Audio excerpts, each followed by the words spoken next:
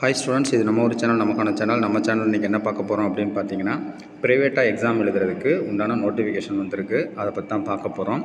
இந்த August 2025 private exam 8th ESLC exam எழுதுறதுக்குண்டான notification. இந்த எக்ஸாமுக்கு நீங்கள் அப்ளை பண்ணுறதுக்கு பார்த்தீங்கன்னா ஜூலை 10லேருந்து 17ஆம் தேதி வரைக்கும் அப்ளை பண்ணலாம். அதாவது அடுத்த மாதம் 10ஆம் தேதியிலேருந்து 17ஆம் தேதி வரைக்கும் அப்ளை பண்ணலாம். இதுக்கு அப்ளை பண்ணுறதுக்கு உங்களுக்கு ஆகஸ்ட் 1ஆம் தேதி படி உங்களுக்கு 12.5 வயசு கம்ப்ளீட் ஆயிருந்தாலே நீங்கள் என்ன பண்ணிக்கலாம் அப்படின்னா நீங்கள் அப்ளை பண்ணிக்கலாம்.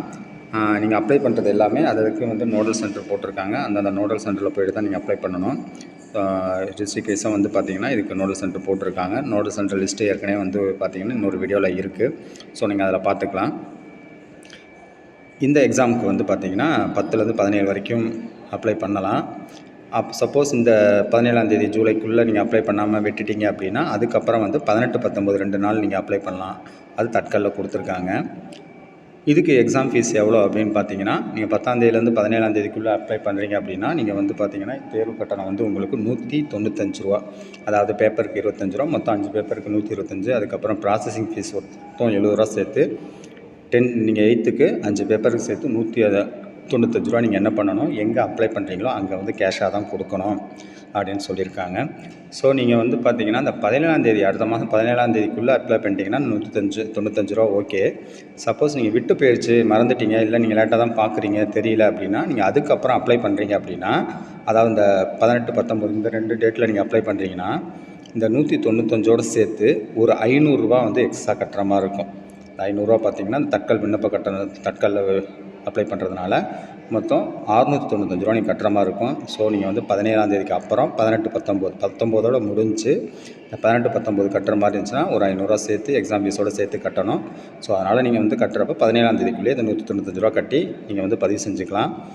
நீங்கள் அப்படி பதிவு பண்ணதுக்கப்புறம் உங்களுக்கு வந்து நீங்கள் என்ன கொண்டு போகணும் அப்படின்னு பார்த்தீங்கன்னா, உங்களுக்கு வயது சான்றிதழ் ஒன்று வேணும். அதாவது ஏற்கனவே ஸ்கூலில் வந்து ஏதாவது படிச்சிருந்தீங்க அப்படின்னா உங்களுக்கு அதோட பள்ளி டிசி மாற்றுச் சான்றிதழ், அதுக்கப்புறம் பிறப்பு சான்றிதழ் நகல், இதில் ஏதாவது ஒன்றை வந்து நீங்கள் என்ன பண்ணணும், இணைச்சி கொடுக்கணும். ஸோ அதனால் வந்து பார்த்திங்கன்னா இதோட நகல் தான் வைக்க சொல்லியிருக்காங்க.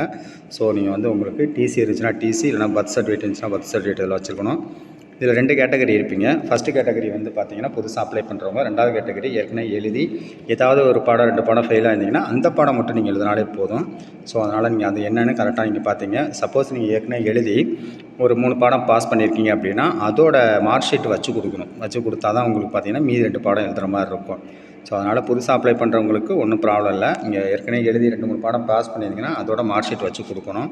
அதுக்கப்புறம் ஒரு ₹42 ஒரு ப்ரௌன் கவர் வாங்கி அதில் வந்து என்ன பண்ணணும், ₹42 ஸ்டாம்ப் ஒட்டி அதில் உங்கள் அட்ரஸ் எழுதிட்டு அனுப்பணும். இது எதுக்காக அப்படின்னா, எக்ஸாம் முடிஞ்சதுக்கப்புறம் உங்கள் மார்க் ஷீட் வந்து உங்கள் வீட்டுக்கு வந்து அதில் வந்து அனுப்பிச்சி விடுவாங்க, உங்களோட முகவரிக்கு அனுப்பிச்சி விடுவாங்க. ஸோ அதனால் நீங்கள் வந்து ஒரு ₹42 ஸ்டாம்ப் ஒட்டி நீங்கள் வந்து ஒரு கவர் ஒன்று அவங்கள்ட்ட கொடுக்கணும், உங்கள் அட்ரஸ் எழுதி. இது எல்லாமே வந்து பார்த்திங்கன்னா ஆன்லைனில் தான் அப்ளை பண்ணணும். அந்தந்த சர்வீஸ் சென்டரில் போய்ட்டு தான் நீங்கள் அப்ளை பண்ணணும். மற்றபடி வந்து பார்த்திங்கன்னா வேறு இதில் நீங்கள் அப்ளை பண்ணிங்கன்னா எடுத்துக்காது. இந்தந்த சர்வீஸ் சென்டரில் போய்ட்டு தான் நீங்கள் அப்ளை பண்ணணும். அப்ளை பண்ணி முடிச்சதுக்கப்புறம் உங்களுக்கு ஒரு அக்னாலஜ்மெண்ட் கொடுப்பாங்க. அந்த அக்னாலஜ்மெண்ட்டை வச்சுக்கோங்க. ஏன்னா அது எதுக்காக அப்படின்னா, அது முடிச்சதுக்கப்புறம் உங்களுக்கு எக்ஸாம்ஸ் ஹால் டிக்கெட் வரப்போ இந்த அக்னாலஜ்மெண்ட் நம்பர், இந்த அப்ளிகேஷன் நம்பர் போட்டு டேட் ஆஃப் பர்த் போட்டு தான் நீங்கள் இப்போ ஹால் டிக்கெட் எடுக்கிற மாதிரி இருக்கும். ஸோ உங்களுக்கு கொடுக்குற அக்னாலஜ்மெண்ட்டை என்ன பண்ணணும், அப்ளை பண்ணி முடித்தோடனே ஒரு ஃபோட்டோ ஒன்று எடுத்துங்க, இன்னொன்று ஜெராக்ஸ் எடுத்து நீங்கள் பத்திரமா வச்சுங்க. அதை வச்சு தான் ஹால் டிக்கெட் டவுன்லோட் பண்ணுற மாதிரி இருக்கும். போன டைமில் 2, 3 பேர் தொலைச்சிட்டாங்க அப்படிங்கிற மாதிரி சொன்னாங்க.